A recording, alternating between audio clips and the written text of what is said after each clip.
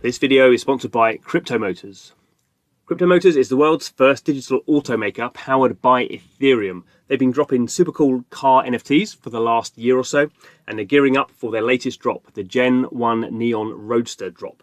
This will include 150 NFTs across 5 colours. These drops sell out fast. You need to be on time if you want to get one. There will be 3 days of drops. Batch 1 launches on the 29th of July, batch 2 on the 30th of July, batch 3 on the 31st of July. All batches drop via OpenSea at 11:30 AM Eastern Standard Time.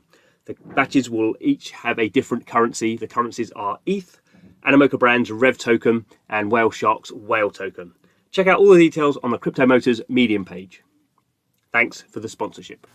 Hello and welcome to Blockchain Gaming World Daily with me, John Jordan. So the news we've got going on today is Splinterlands has raised 3.6 million in a private token sale. So Splinterlands been around for a couple of years now. It was on the Steam blockchain, now on the Hive blockchain.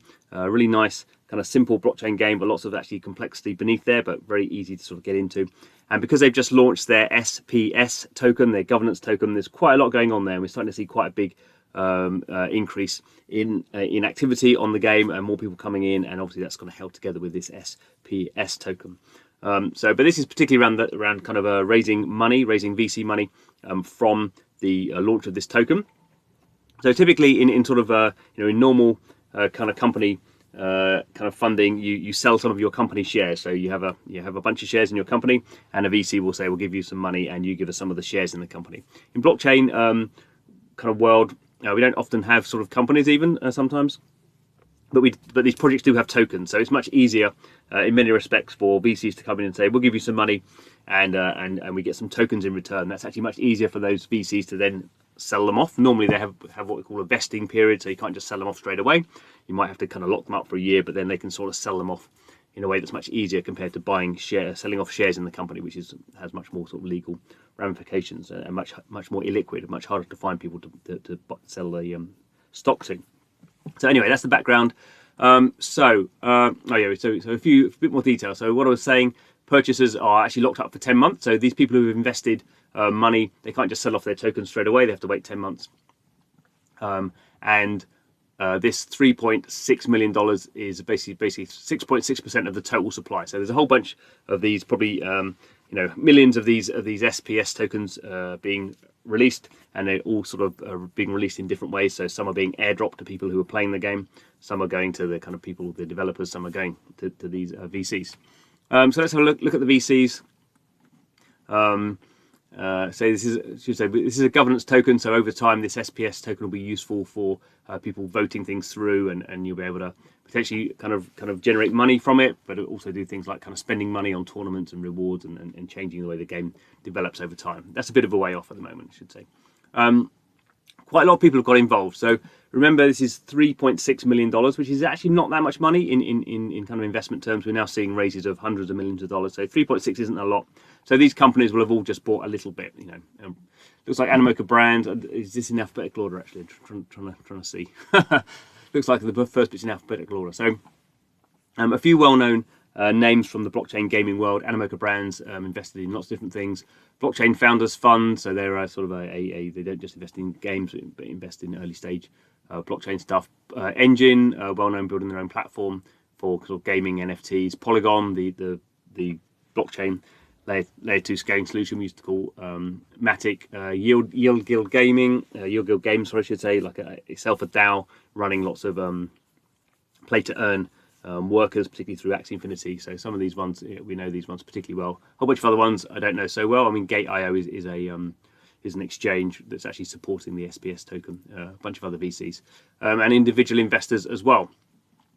Sandbox, I guess we all know the Sandbox. But these are individual investors, so people who are actually the individuals behind some of these things. Simplex is a crypto fiat onboarding solution. So there we go. And also Splinterlands has 150,000 registered players, although they're not all sort of active. But as Jesse kind of says, they've really kind of sped up over the last 6 weeks, and really this has really been driven by the release of the SPS token. I've been doing various videos around that, so check those out. And it is we talk a lot about play to earn now, and SPS token now sort of provides that in a way You'll always earn the dark energy crystal token by playing the game and winning.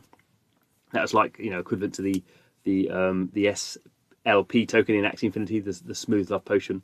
But now the SPS token in Splinterlands is like Axie Infinity's AXS token. Lots of acronyms, isn't it? Well, not acronyms, but lots of token letters. So these games, we can kind of start to see how these games are sort of playing. The games are very different in terms of the gameplay and the meta game, but we can kind of start to see they're using the same sort of tools in terms of the cryptocurrencies that they are enabling, and obviously they both have NFTs and stuff. So it's good to see Splinterlands kind of having this acceleration. It's been around for a long time. It's been growing fairly steadily for a long time, but now, with these blockchain projects, we expect to see at some point them really sort of start to take off and start to increase their audiences by 10-fold, 100-fold, because they're fairly small. Before this growth period, Splinterlands was being played by about 8,000 wallets a day. So that's not too bad, but obviously 8,000 people a day playing a game isn't very big in terms of people playing mobile games, where you may have millions of people playing every day. So we expect to see over time that sort of maybe not millions of people for Splinterlands, but we expect to see some blockchain games sort of reaching that sort of level, and the token kind of economics around that is something that will clearly, and in the case of Splinterlands, clearly is boosting their audience. So good to see, and we will keep our eyes on that. Anyway, thanks for watching. This is Blockchain Gaming World Daily, looking at the daily news cycle of what's going on in blockchain. Very busy at the moment, and will continue to be so. So keep it here, keep subscribed. Thanks for watching, and see you again soon.